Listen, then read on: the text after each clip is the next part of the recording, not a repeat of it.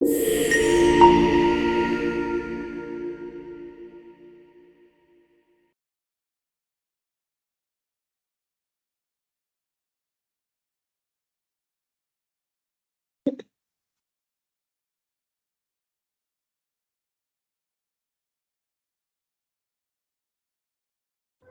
are not starting with the classes. Classes से भी start कर सकते हैं, दोनों मतलब सेम ही है। Okay. थोड़ा थोड़ा डिफरेंसेस हैं दोनों में, मतलब क्लास और फंक्शंस दोनों आपस में इंटरलिंक्ड है। Okay. क्लासेस और फंक्शंस। तो स्क्रीन विजिबल है सबको? Yes. ठीक है। अब आज हम लोग जो करने वाले हैं उसके लिए सबसे पहले हमको पता होना चाहिए कंसेप्ट और एक टर्मिनोलॉजी, जिसको हम लोग बचपन से पढ़ते हुए आ रहे हैं जनरली, जिसको बोलते हैं ओप्स। ठीक है, ठीक है। ये सबसे ज्यादा क्वेश्चन पूछे जाने वाला है, मतलब इन जनरल जावा भी, जब हम लोग इंटरव्यू देते थे जावा के भी, इवन जावा में जो इंटरव्यू क्वेश्चंस होते हैं वो भी पूरे ओप्स पे ही बेस्ड होते हैं। सी प्लस प्लस भी पूरा ओप्स पे बेस्ड है, तो उसके क्वेश्चंस भी वही होते हैं, मतलब जो इंटरव्यू क्वेश्चंस होते हैं, जो टिपिकल एडवांस जिसको बोलते हैं एडवांस सी प्लस प्लस, वो ओप्स के थ्रू ही पढ़ी जाती है और वो करी भी जाती है, एग्जीक्यूट की जाती है।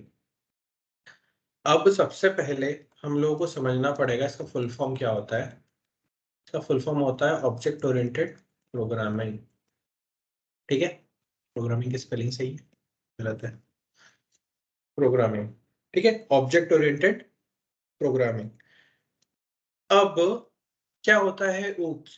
कैन एनीवन टेल मी कि कुछ आइडिया है, कुछ पता है इसके बारे में, सुना है कभी?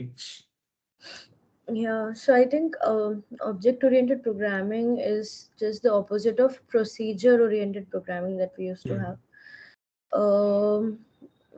थोड़ा सा मुझे डाउट है इसमें, शायद दो अप्रोच होते हैं, एक होता है टॉप टू बॉटम और एक बॉटम टू टॉप होता है कुछ। It works more on the objects, that's why it is known as object-oriented programming rather than the procedure. And accordingly it will do the interpretation of objects rather than going procedure wise, which will save on a lot of time for programming and giving the output. ठीक है, kind of true कि ये opposite of procedure है। And one more thing जो हम सब लोगों को इसमें पता होनी चाहिए, दैट इज कि एक टर्मिनोलॉजी एक मेथडोलॉजी है, मतलब एक तरीका है सही तरीके की कोडिंग करने का, या फिर अच्छी कोडिंग करने का, साफ कोडिंग करने का, क्लीन कोडिंग करने का एक तरीका है, जिसको क्या बोलते हैं? ओप्स है ना? ओप्स बेसिकली क्या है? सेट ऑफ रूल्स है जो कि हमको बताते हैं कि आपको आपके कोड को कितने पार्ट्स में डिवाइड करना है, कैसे डिवाइड करना है, क्या चीजों को कैसे अरेंज करना है। ठीक है, नेमिंग कैसे होनी चाहिए, एक्सेसिबिलिटी कैसे होनी चाहिए। सो ये सारे जो रूल्स हैं, ये सारे जो प्रॉपर्टीज हैं, ये हमको कौन देता है? ऑब्जेक्ट ओरिएंटेड प्रोग्रामिंग देता है। ठीक है, ऑब्जेक्ट ओरिएंटेड प्रोग्रामिंग हमको और भी चीजें बताता है, जैसे कि हमको प्राइवेट कोई डिटेल है उसको प्राइवेट कैसे रखना है, किस चीज को पब्लिक रखना है, कौन सी ऐसी वैल्यूज है, कौन से ऐसे वेरिएबल्स हैं जो सब दूर से अपडेट हो सकते हैं, ग्लोबली अपडेट हो सकते हैं, कौन से ऐसे वेरिएबल्स हैं जो प्राइवेटली अपडेट होंगे। ठीक है, इसके अलावा प्रोटेक्ट करने के लिए भी हमको बताता है, प्रॉपर्टी शेयर करने के तरीके भी ऊप्स बताता है हमको। सो ऊप्स इज इन ऑल एक तरीके की किताब है, एक सेट ऑफ रूल बुक है, जिसको अगर आप फॉलो करोगे तो आप आपका कोड को अच्छी तरीके से लिख सकते हो, अच्छी तरीके से रन कर सकते हो। ठीक है, समझ आया सबको, है ना? OOPS Yes. Stand for object oriented programming. So word से हमको पता है कि हम सब चीजों को काय में डिवाइड करने वाले हैं? ऑब्जेक्ट्स में डिवाइड करने वाले हैं, ऑब्जेक्ट में कन्वर्ट करने वाले हैं।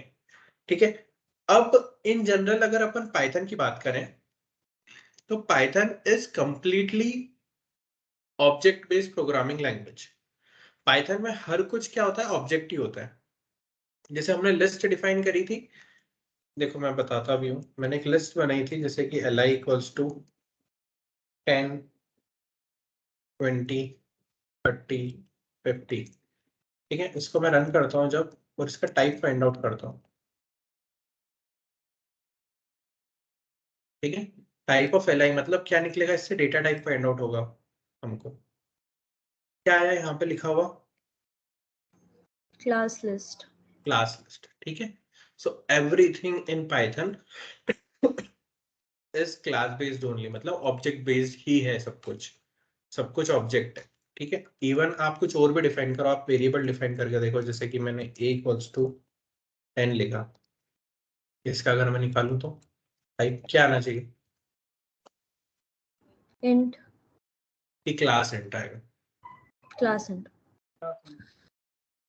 ठीक है, क्लास है, ठीक है। तो हम लोगों ने ऑलरेडी जो सब कुछ किया हुआ है वो क्या है पाइथन में, क्लास बेस्ड ही है या फिर ऑब्जेक्ट बेस्ड ही है। सो पाइथन में each and every tiny detail, छोटी छोटी सी चीजें सभी कुछ क्लास ही होती हैं, सब कुछ क्लास ही होता है, सब कुछ ऑब्जेक्ट ही होता है, ठीक है। ये जो हम कॉल कर रहे हैं प्रिंट, और प्रिंट के अंदर हमने कुछ लिखा हुआ है, ठीक है, तो मैं प्रिंट के ऊपर होवर करता हूँ, क्या लिखा हुआ है, function, object, object, everything is object object in Python, ठीक है। पाइथन में एक और चीज है, पाइथन में फंक्शन और क्लास दोनों को अगर हमको कॉल करना है, so we can call it using objects, है ना।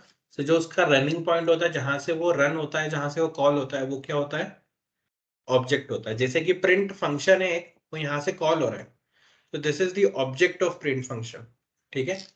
जहां से भी वो कॉल होता है, जहां से भी उसकी एक्सेसिबिलिटी होती है, वो वहां का उसको ऑब्जेक्ट बोलते हैं, ठीक है। अब इसको और डिटेल में अपन समझते जाएंगे एक एक करके।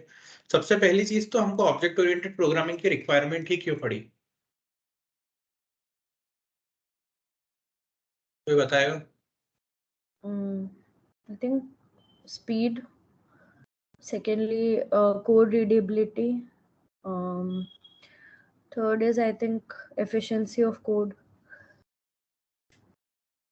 के अलावा एनीवन एल्स, वैभव क्यों यूज कर रहा अपन ने। ये एक्चुअली रियल एंटिटी है जो कि यूज कर सकते हैं अपन। अगर अपन सी की बात करें, सी को अपन as a programming language use कर सकते हैं, as a software language use नहीं कर सकते अपन इसको। इसके अंदर के रियल ऑब्जेक्ट, रियल डेटा की, मान लो अगर कॉलेज का डेटा है तो अपन क्या करते हैं, उसकी क्लास ऑब्जेक्ट बना दिया, तो उसका सॉरी क्लास बना दिया, उसके अंदर ऑब्जेक्ट रख देंगे, जैसे कि नेम रख दिया, नेम एक ऑब्जेक्ट हो गया, सॉरी क्लास हो गया, और ऑब्जेक्ट में अपना नाम आ गया, किसी का नाम आ गया। तो ऐसे ऐसे करके अपन डेटाबेस में उसे इनपुट डालते, वैसे यहाँ पे क्लास रहेगा नेम, सॉरी ऑब्जेक्ट, हाँ क्लास रहेगा नेम और ऑब्जेक्ट अपना नाम रहेगा, मतलब जैसे आपका नाम रघुलेन वैभव है, जैसे नाम रहेगा, तो उसको अपन उसके लिए उसके थ्रू ऐसा बोला जाता है। ठीक है, सही है, दोनों के रीजन सही हैं। अब हुआ क्या था, जैसे कि वैभव ने बोला कि अभी तक हम उसको as a software programming language use नहीं कर पा रहे थे, मतलब हमारे पास पाइथन भी है, हमारे पास सी भी है, लेकिन हम उसको जब लार्ज स्केल सॉफ्टवेयर में बनाने में यूज करना चाहते थे तो वो यूज नहीं हो पाता था। ऐसा क्यों होता था, एनीवन।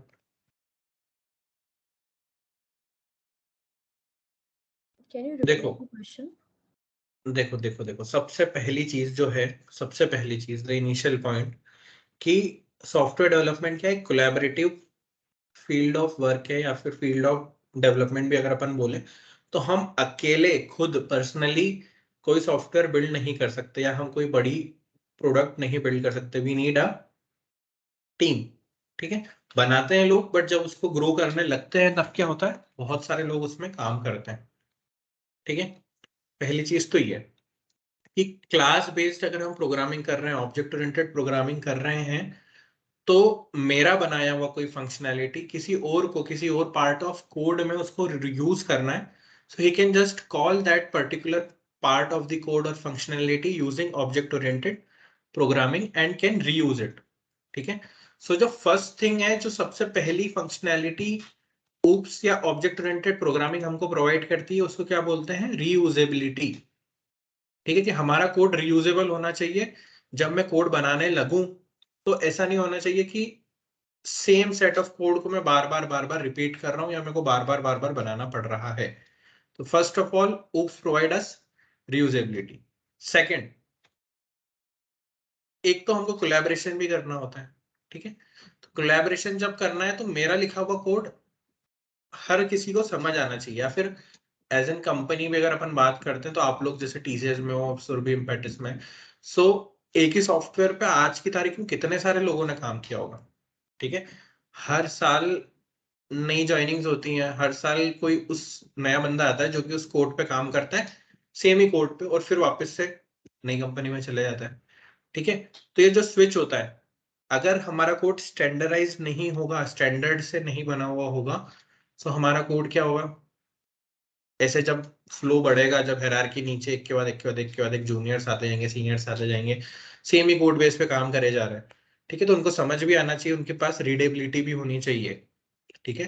सो ऑब्जेक्ट ओरिएंटेड लेकिन programming also provide us sir सभी रीडेबिलिटी। कंपनी में कोड स्टैंडर्ड तो अलग अलग होते हैं, तो कमेंट का यूज करके वो समझाते थे कि कोड का सेंस क्या है। जैसे कि मान लो मैं किसी और कंपनी में गया तो इनका स्टैंडर्ड जो अलग रहेगा करने का वो अलग रहता है। मैंने देखा सभी कंपनी, स्टार्टअप कंपनी का अलग रहता है, या फिर किसी की एमएनसी कंपनी उसका अलग रहेगा, कंसल्टेंसी कंपनी उसका अलग रहेगा। तो कोड का स्टैंडर्ड जो सबका अलग अलग रहता है, अपन बता नहीं सकते कि सब जगह ऐसा चलता है या उसका लिखने का तरीका ऐसा होगा। नहीं, यही तो गलत थिंकिंग है, ऐसा नहीं होता है। ऑब्जेक्ट ओरिएंटेड प्रोग्रामिंग, जो भी अच्छी कंपनी है जिसने भी ग्रो करा है आज तक, सबके कोडिंग स्टैंडर्ड होते हैं। आजकल आपने नाम सुना होगा CMMI लेवल मिलता है, Yes. सभी कंपनीज के पास है। आईटी पार्क में तो मोस्टली सबके पास है। इवन इंदौर में भी बहुत सारी कंपनीज हो गई हैं।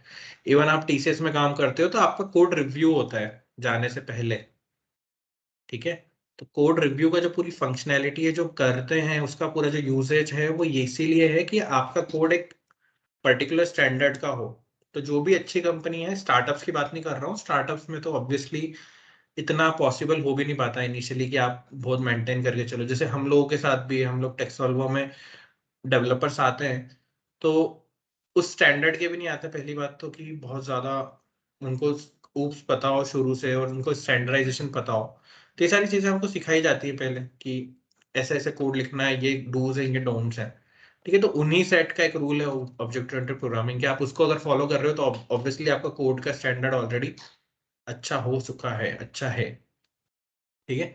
सो होता है, कोड रिव्यू होता है तो उससे ऐसा हो जाता है, मेंटेनेबिलिटी आ जाती है कि आपका कोड एकदम गंदी क्वालिटी का है तो पुश ही नहीं होता है, वो आगे नहीं जाता है बिना फीडबैक के।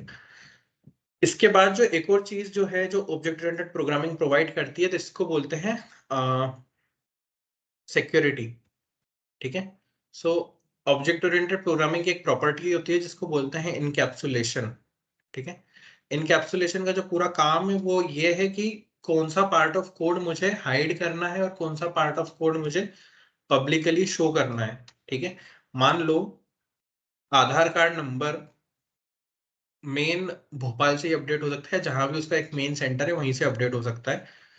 तो वो एक प्राइवेसी उन्होंने मेंटेन कर रखी है उस चीज में कि ये कोड जो है वो जब तक इस अथॉरिटी का कोई बंदा नहीं होगा जिसके पास ये रोल नहीं होंगे, पर्टिकुलर रोल नहीं होंगे, या वो एडमिन नहीं होगा, या फिर वो आईएएस नहीं होगा, या फिर आईपीएस नहीं होगा, उसकी परमिशन के बिना, उसके साइन के बिना ये अपडेट नहीं हो सकता, ठीक है। सेम पासपोर्ट में भी होता है, सब जगह होता है, मतलब बहुत सारे जहां भी कॉन्फिडेंशियल डॉक्यूमेंटेशन होता है वहां पे हमको पता होता है कि कौन सा एक्सेस हमको मिलना है, कौन सा एक्सेस नहीं मिलना है।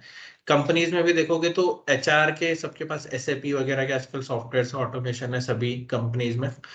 तो आपको एक पर्टिकुलर सेट ऑफ सॉफ्टवेयर दिखता है, पर्टिकुलर सेट ऑफ सीआरएम दिखता है, एक पर्टिकुलर सेट ऑफ ईआरपी दिखता है, आपको सारी डिटेल्स नहीं दिखती। शायद आपके जो बॉस हैं, आपके जो सीईओ, उनको जो लेवल का डेटा दिखता है वो आपको नहीं दिखता है, ठीक है।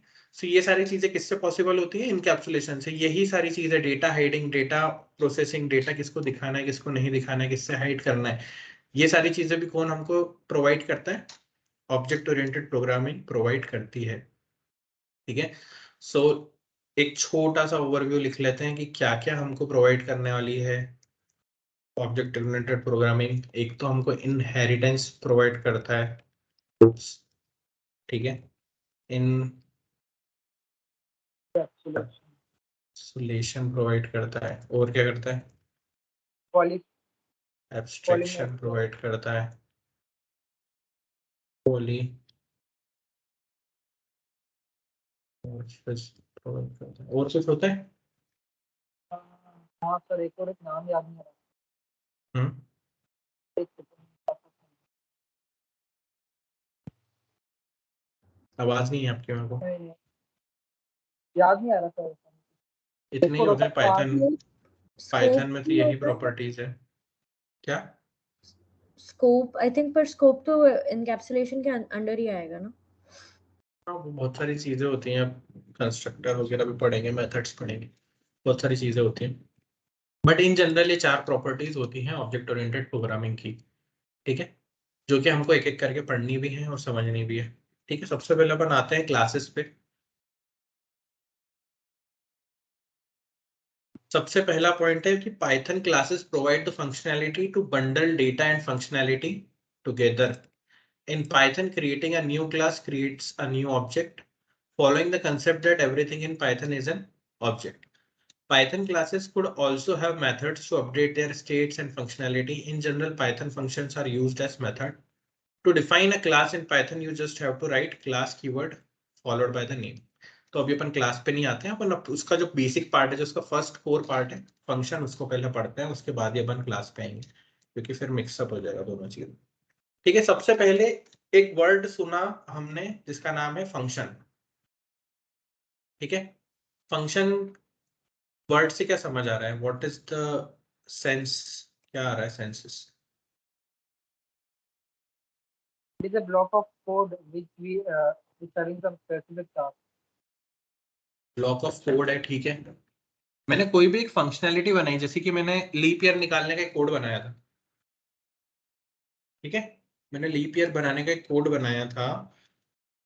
अब मुझे उस कोड को दो तरीके से मैं यूज कर सकता हूँ। एक तो स्क्रिप्ट वाइज, ठीक है, कि जब भी वो कोड मुझे यूज करना है तो मैं एक स्क्रिप्ट बना दूं, उसको रन करूं, उसमें एक बार इंटर करूं, इनपुट करूं वैल्यू, और रन हो जाए वो चीज। ठीक है, एक चीज और मैं कर सकता हूं कि मैं उस सेट ऑफ कोड को, सेट ऑफ फंक्शनैलिटी को एक फंक्शन के अंदर बंडल करके बांध के रख दूं।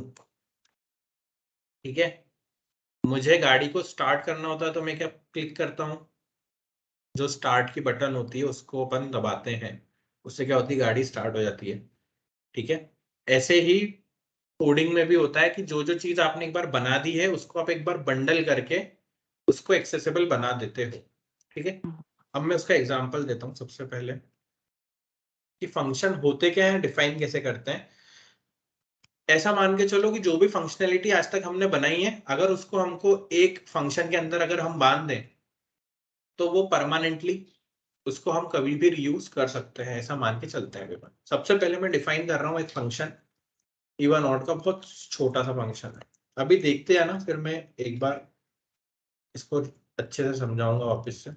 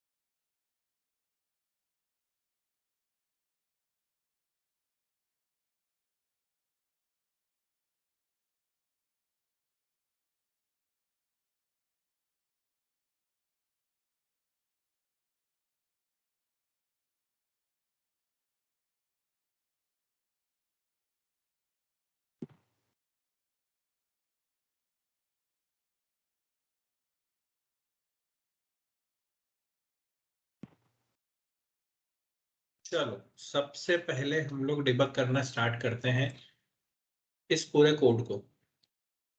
ये तो सबने देखा हुआ है, if number divisible by 2 equals to 0 तो क्या होता है? नंबर क्या होता है? नंबर इवन होता है, इवन एल्स नंबर क्या हो जाएगा? ऑड ऑड हो जाएगा। ठीक है, तो मैंने अगर इवन है तो मैंने रिटर्न कराया है ट्रू, और नहीं तो मैंने क्या कराया है? False. a equals to int input, ये क्या कर रहा है? सर मुझे इसमें कंफ्यूजन है, अपन ने प्रिंट क्यों नहीं लिखा, रिटर्न क्यों लिख रहे हैं मतलब? हाँ, मैं दोनों चीजें बता रहा हूँ, उसको अपन अभी एक एक करके समझते हैं। मैंने अभी सब कुछ लिख दिया ताकि सब कुछ पता चल जाए, है ना, क्या यूसेज है क्या नहीं है, क्या छोड़ सकते हैं, उस पर अपन बात करते हैं। ये समझ आया? a equals to int input, यहाँ पे क्या ले रहे हैं अपन? वो नंबर इनपुट करा रहे हैं जिसको हमको चेक करना है कि वो इवन है कि ऑड है। ठीक है, नीचे लिखा है मैंने out equals to even odd, और उसके अंदर पास करा है मैंने किसको?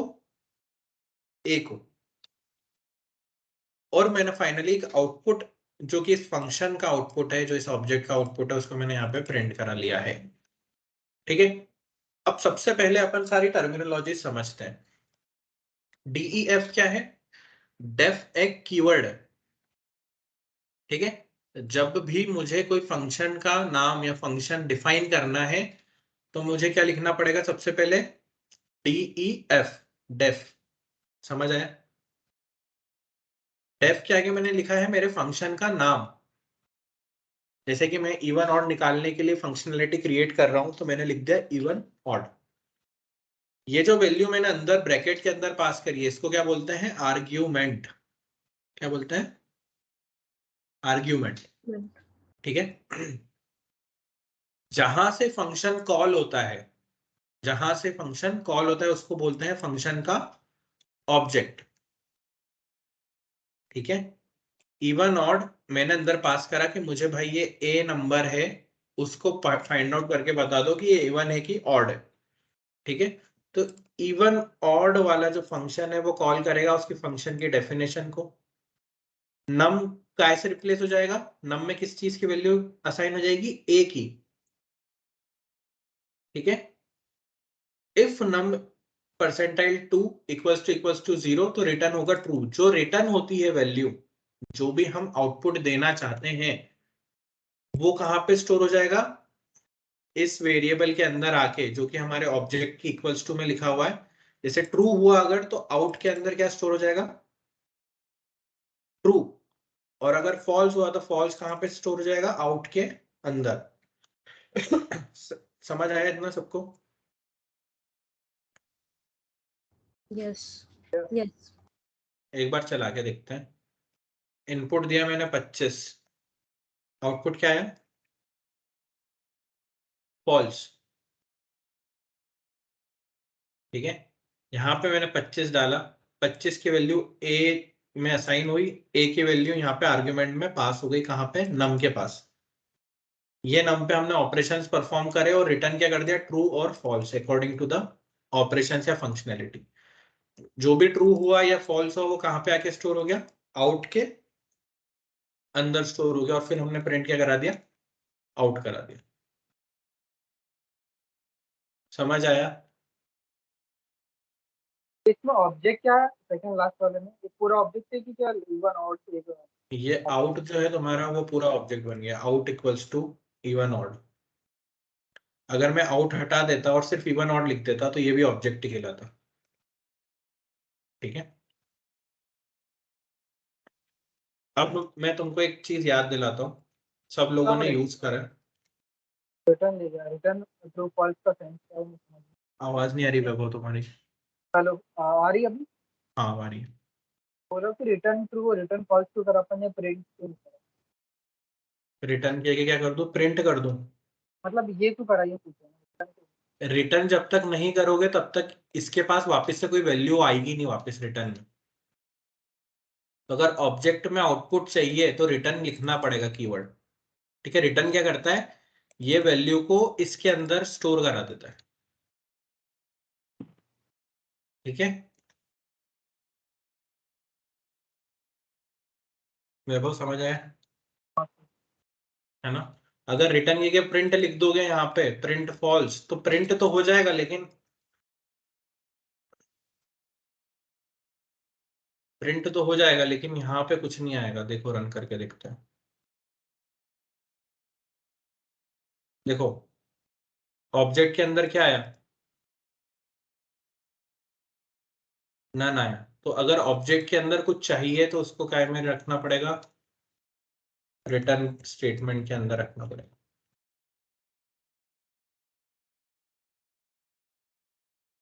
ठीक है, रिटर्न के आगे हम इवन ऑड भी लिख सकते हैं ना, मतलब कुछ जरूरी भी लिख सकते हो, कुछ भी लिख सकते हो, ऐसा भी पास कर सकते हो। ये तो मैंने हम्म, बुलियन पास कर दिया, ओके। ये वन हो गया। हाँ, और ये ऑड हो जाएगा। आई थिंक यही वैभव को कंफ्यूजन हो रहा था कि ट्रू फॉल्स क्यों कर रहे हैं। ऑड हो गया। ठीक है, समझ आया? यस।